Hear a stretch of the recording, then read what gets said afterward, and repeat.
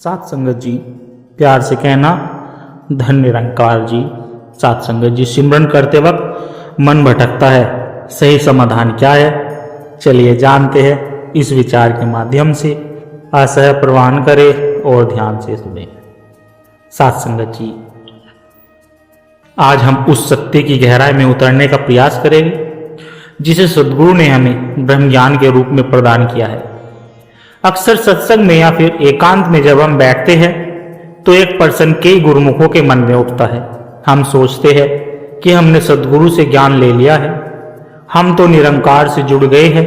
फिर भी जब हम सिमरन करने बैठते हैं तो मन में शांति के बजाय एक अजीब सी हलचल, एक बेचैनी या फिर जलन क्यों महसूस होती है? साथ संगत, संतों ने एक बड़ा ही तार्किक और वैज्ञानिक उत्तर दिया है, जरा विचार कीजिए। जब आप एक मैले कपड़े को साबुन और पानी से धोते हैं, उसे रगड़ते हैं तो क्या होता है? मैल बाहर निकलती है ना।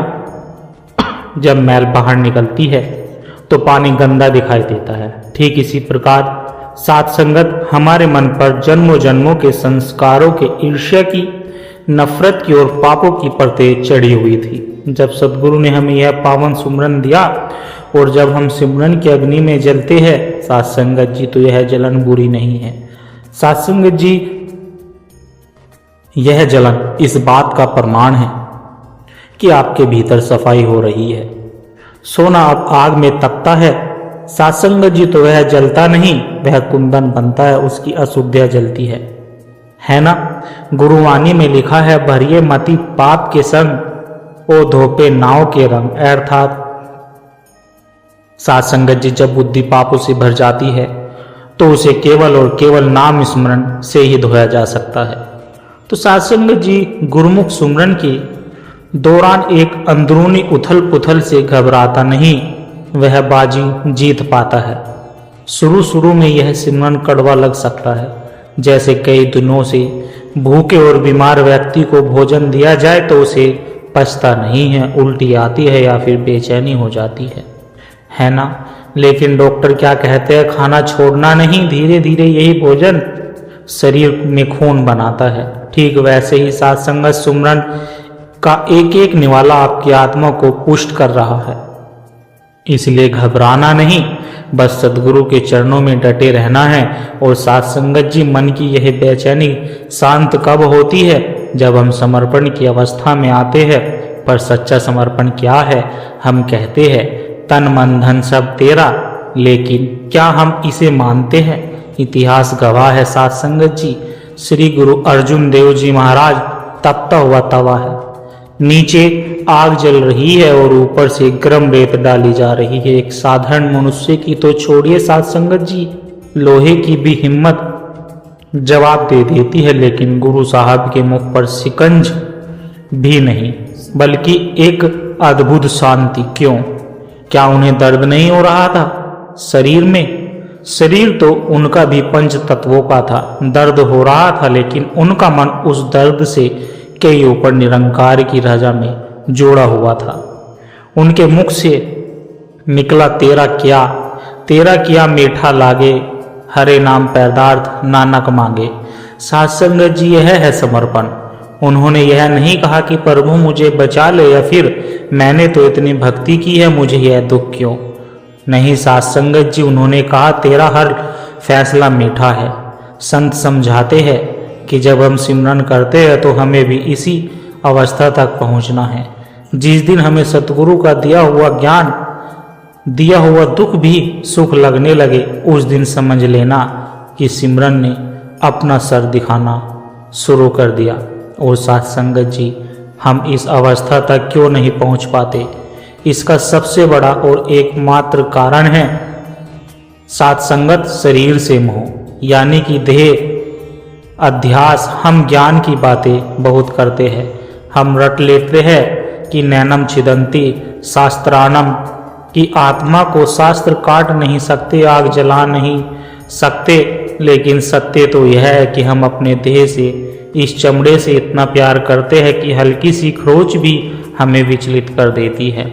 भगवान श्री कृष्ण ने, भगवान ने बहुत ही स्पष्ट कहा है, वासना से यथा विहाय नवान घृणा नरोपाण, अर्थात जैसे हम पुराने कपड़े उतार कर नए कपड़े पहन लेते हैं और पुराने कपड़ों के लिए रोते नहीं, वैसे ही यह आत्मा शरीर बदलती है। लेकिन साधसंगत जी क्या हम इसे मानते हैं? विचार कीजिए, एक व्यक्ति जो स्वयं को मकान मालिक समझकर बैठा हो, अगर उसे अचानक पता चले कि यह मकान तो किराए का है और कल ही खाली करना है, तो उसकी क्या हालत होगी? उसके सारे सपने टूट जाते हैं। यही हाल हमारा है साथ संगत जी। हम इस शरीर को अपना मान बैठे हैं, जबकि संतों की दृष्टि में यह शरीर एक बेईमान नौकर से ज्यादा कुछ नहीं है। ध्यान से सुनना संतों, यह शब्द कड़वे लग सकते हैं पर सत्य यही है। एक नौकर अगर बेईमान हो तो वह कभी बिना बताए घर की कीमती चीजें लेकर भाग सकता है। यह शरीर रूपी नौकर भी ऐसा ही है। हम इसे खिलाते हैं, पिलाते हैं, सजाते हैं, इसके नखरे उठाते हैं, लेकिन एक दिन बिना कोई नोटिस दिए यह सांसों की दौड़ तोड़कर हमें धोखा दे देगा। तो बुद्धिमानी किसमें है? बुद्धिमानी इसमें है कि जब तक यह नौकर हमारे पास है, इससे जितना हो सके काम ले लो, इससे सेवा करा लो, इससे सिमरन करा लो, इससे परोपकार करवा लो, क्योंकि एक बार यह चला गया तो फिर हाथ मलने के अलावा कुछ नहीं बचेगा। साथ संगत जी, वेदांत पढ़ने से या फिर ग्रंथ रटने से मृत्यु का भय नहीं जाता। अगर किसी को तैरना सीखना है तो उसे पानी में उतरना ही पड़ेगा। किनारे बैठकर के किताब पढ़कर कोई तैराक नहीं बनता। वैसे ही ब्रह्मज्ञान की प्राप्ति के बाद सत्संगत जी, जब तक हम निरंतर सेवा और सुमरन के अभ्यास में नहीं उतरते, तब तक शरीर का मोह नहीं छूटता। इतिहास में जितने भी भक्त हुए, चाहे सत्संगत जी प्रहलाद हो, मीरा हो या फिर भाई मतीदास जी हो, जिन्होंने आर्य से खुद को चिरवा दिया, आर्य से खुद को चिरवा लिया था, उन्होंने कोई जादुई शक्ति नहीं की। सत्संगत जी, उनके पास बस एक ही शक्ति थी और वह शक्ति थी उन्हें आत्मज्ञान था। उन्हें पता था कि आरा शरीर को काट रहा है, मुझे नहीं। आज हम अपने आप से यह प्रश्न पूछना है कि क्या हमारा सुमरन हमें इस निर्भयता की ओर ले जा रहा है या नहीं। ये याद रखिए सत्संगत जी, सतगुरु ने हमें जो ज्ञान दिया है, यह केवल डायरी में लिखने के लिए नहीं दिया, बल्कि जीने के लिए दिया है। जब हम शरीर के भाव से ऊपर उठते हैं, तभी हम असली आनंद को महसूस कर पाते हैं। और जब यह मोह टूटता है, तब सिमरन में जलन नहीं होती, बल्कि एक ऐसा उभान आता है जैसे उबलते हुए दूध में आता है। वह उभान प्रेम का होता है, आंखों से आंसू बहते हैं, लेकिन वह दुख के नहीं बल्कि शुक्राने के होते हैं। सत्संगत जी, इस शरीर और आत्मा के भेद को समझाना ही सत्संगत भक्ति की पहली सीढ़ी है। सत्संगत हमने समझा कि हम शरीर नहीं आत्मा है, ठीक है, लेकिन सतगुरु क्या कहते हैं? सतगुरु कहते हैं कि यह जान लेना कि मैं आत्मा हूँ काफी नहीं होता। असली चुनौती तब शुरू होती है जब सत्संगत हम इस ज्ञान को लेकर दुनिया के बीच विचरण करते हैं। माया बड़ी ठगनी है सत्संगत जी। जब हम शराब, झूठ या फिर चोरी छोड़ देते हैं, तो माया हमारे पास एक नया हथियार लेकर आती है, और वह हथियार है आध्यात्मिक अहंकार। हमारे मन में यह भाव आने लगता है सत्संगत जी कि मैं तो अब ज्ञानवान हो गया हूँ, मैं तो रोज सत्संग जाता हूँ, मैं तो बड़ी सेवा करता हूँ, सामने वाला तो देखो अभी अज्ञानी है। जबकि संतों हमें सत्संग में हम हमेशा सत्संग में कहते हैं, तू करता है जगत का, तू सबका आधार कण कण में है, बस रहा तेरा रूप अपार है ना। सत्संगत जी, याद रखना, लोहे की जंजीर तोड़ी जा सकती है, लेकिन सोने की जंजीर का बहुत मुश्किल होता है। यह मैं भक्त हूँ का अहंकार ही वह सोने की जंजीर है जो हमें निरंकार से दूर कर देती है। इतिहास गवाह है कि बड़े बड़े तपस्वियों का पतन भी इसी सूक्ष्म अहंकार के कारण हुआ है। आपको देव ऋषि नारद का प्रसंग याद होगा शायद साथ संगत जी। तो नारद बहुत बड़े भक्त थे, 24 घंटे नारायण नारायण नारायण करते रहते थे। एक बार उन्होंने कामदेव को जीत लिया। उनके मन में विकार नहीं आया, बस यही उनसे चूक हो गई। उनके मन में यह सूक्ष्म अहंकार आ गया संतो कि मैंने कामदेव को हरा दिया, अब मेरा जैसा जितेंद्रिय कोई नहीं। वे गए भगवान शंकर के पास अपनी बाई की, फिर विष्णु जी के पास गए। भगवान विष्णु जी समझ गए कि मेरे भक्त को अहंकार का रोग लग गया है और इसका इलाज करना तो बहुत जरूरी है। प्रभु ने क्या किया, उन्होंने अपनी माया से एक सुंदर नगर बनाया और वहां विश्व मोहिनी नाम की राजकुमारी रची। जैसे ही नारद जी ने उसे देखा, उनका सारा वैराग्य, सारी तपस्या धरी की धरी रह गई। वे इतने व्याकुल हो गए कि भगवान से उनका रूप यानी कि हरि रूप मांग लिया ताकि विवाह कर सके। और प्रभु ने हरि का अर्थ वानर यानी उन्हें बंदर रूप देकर उनका अहंकार तोड़ा। साथ संगत, इस कथा का मर्म समझिए। नारद जी कोई साधारण व्यक्ति नहीं थे, वे ब्रह्मपुत्र थे। जब उन्हें अहंकार अपनी लपेट में ले सकता है तो फिर हम और आप किस खेत की मूली है भाई। इसलिए सतगुरु समझाते हैं, कबीर गर्व न कीजिए, रंग न हंसिए कोई, आजो नाव समुद्र में ना जाने का होए। कभी अपनी भक्ति पर घमंड मत करना, यह मत सोचना साथ संगत जी की हम बहुत पुराने महापुरुष है। सतगुरु की एक निगाह अगर फिर गई तो राजा को रंक बनाते देर नहीं लगती। हमें हर पल यह अरदास करनी है, दातार मुझे मैं से बचाना, सेवा चाहे थोड़ी कम करवा लेना, पर मेरे अंदर यह भाव ना आने पाए कि मैंने किया। साथ संगत जी, भक्ति मार्ग में दूसरा सबसे बड़ा रोड़ा है कर्ता भाव और तर्क वितर्क। हम अक्सर कहते हैं कि प्रभु पर पूरा भरोसा है, लेकिन हमारा भरोसा साथ संगत शर्तों पर होता है। हम अपनी बुद्धि, अपने पैरों और अपने संपर्कों पर ज़्यादा भरोसा करते हैं। इसे समझने के लिए साथ संगत महाभारत का एक बहुत ही मार्मिक और तार्किक प्रसंग आपको सुनना होगा। द्रौपदी का चीरहरण, जब दुशासन द्रौपदी की साड़ी खींचने लगा तो द्रौपदी ने क्या किया, पहले उसने अपनी ताकत लगाई, साड़ी को दांतों से दबाया, हाथों से पकड़ने की कोशिश की। उसे लगा मैं अपनी लाज बचा लूंगी। जब खुद थक गई तो उसने सभा में बैठे भीष्म, द्रोण और अपने पति पांडव की ओर देखा।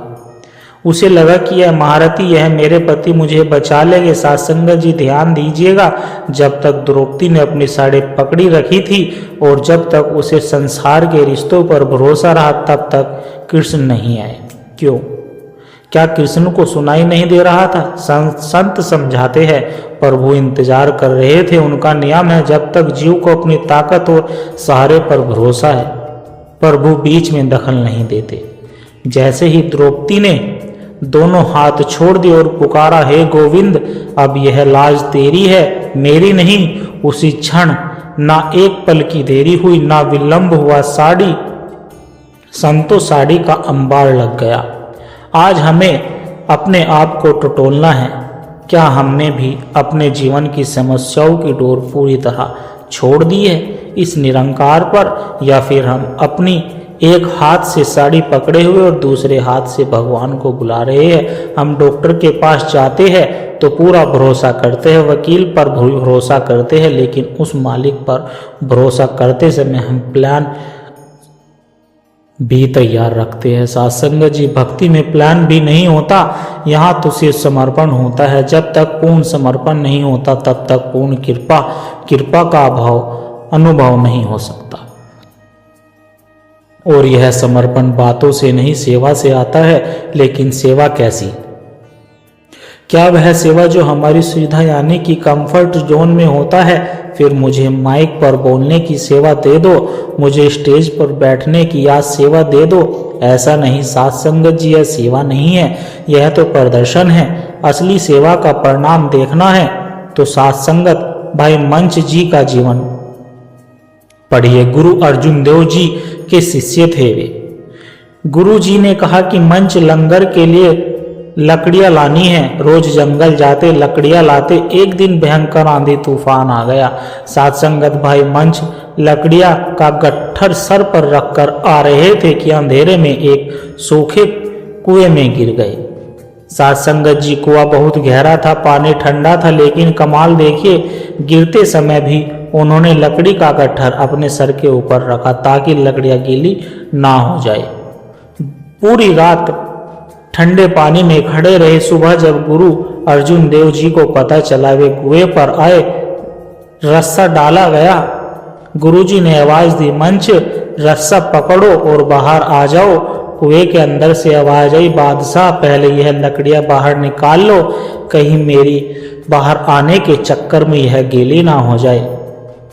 फिर साथ संगत जी, संगत का लंगर कैसे बनेगा। साथ संगत जी यह सुनकर रोंगटे खड़े हो जाते। एक तरफ अपनी जान के लाले पड़े और दूसरी तरफ लंगर की चिंता। इसे कहते हैं आप गवाइए ता कहू पाइए, यानी कि जब खुद को मिटा देते हैं तब भक्त उसे पा लेते हैं। गुरु अर्जुन देव जी ने उन्हें गले लगाकर कहा, मंच प्यारा गुरु को, गुरु प्यारा मंच। आज हमें विचार करना है साथ संगत जी, क्या हमारी सेवा में वह तड़प है या फिर हम केवल रस्म निभा रहे हैं। असली सेवा वह है साथ संगत जी जहां शरीर टूटे तो टूटे पर गुरु का वचन ना टूटे। साथ संगत, अंत में एक बहुत कड़वा लेकिन जरूरी सत्य है। समय टाइम हम सब सोचते हैं कि अभी तो बहुत उम्र पड़ी है, बुढ़ापे में भक्ति कर लेंगे, लेकिन हमें अगली सांस का भरोसा नहीं है। दुनिया के सबसे महान विजेता सिकंदर यानी कि अलेक्जेंडर द ग्रेट को याद कीजिए, जिसने आधी दुनिया जीत ली थी। जब उनकी मौत का समय आया तो उसने अपने हकीमों से कहा, मुझे सिर्फ 24 घंटे और दे दो, मैं अपनी माँ से मिलना चाहता हूँ। हकीमों ने कहा, बादशाह 24 घंटे तो क्या, आपको 24 मिनट भी नहीं मिल सकते। सिकंदर ने कहा कि मेरा पूरा राज्य ले लो, साम्राज्य ले लो, हीरे जवाहरात ले लो, सब कुछ ले लो, बस मुझे कुछ पल दे दो। तब हकीम जी ने जो कहा वह आज हम सबके लिए एक सबक है। उन्होंने कहा, सिकंदर तेरे पूरे साम्राज्य की कीमत एक श्वास के बराबर भी नहीं है। सिकंदर खाली हाथ गया और उसने कहा कि मेरे हाथ कफन से बाहर रखना ताकि दुनिया देख ले कि विश्व विजेता भी खाली हाथ जा रहा है। साथ संगत जी, जब सिकंदर अपनी दौलत से एक श्वास नहीं खरीद सका तो फिर हम किस गुमान में जी रहे हैं। यह श्वास जो अभी चल रही है यह सबसे बड़ी दौलत है। श्वास श्वास सिमरन करो, बर्बाद ना करो, कोई न जाने यह श्वास का आवन होए ना होए। इसलिए साथ संगत, कल का इंतजार मत कीजिए, जो करना है आज करना है, अभी करना है। अपने बच्चों को प्रॉपर्टी दे या फिर ना दे, पर उन्हें यह संस्कार और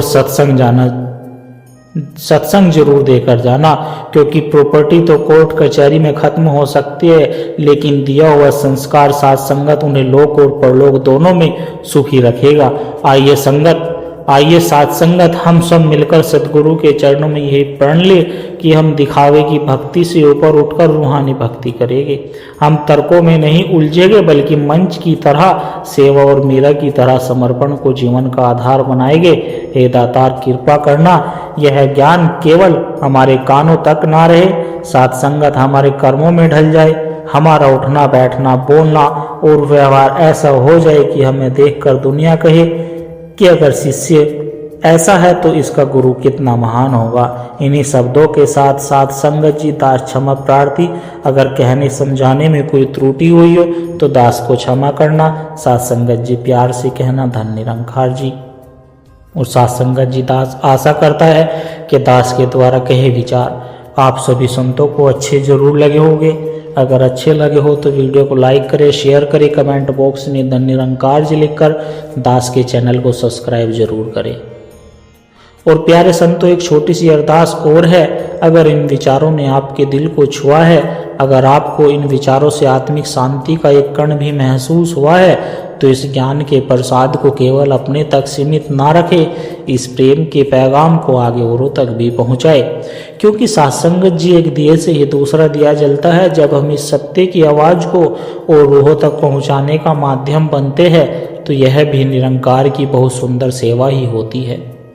और इस ज्ञान की धारा से सतगुरु के इन विचारों से निरंतर जुड़े रहने के लिए आप हमारे सत्संग के डिजिटल परिवार का हिस्सा बन सकते हैं, ताकि जब भी कोई नया विचार साझा हो वह आप तक सहज ही पहुंच जाए और साथ संगत हमें एक दूसरे के विश्वास से बल मिलता रहे। सतगुरु हम सबके छोटी छोटी सेवाएं स्वीकार करें और दास को भी यह आशीर्वाद दे कि दास हर रोज आप जी के चरणों में ऐसे ही सुंदर सुंदर प्रेरणादायक कहानी विचार लेकर आता रहे।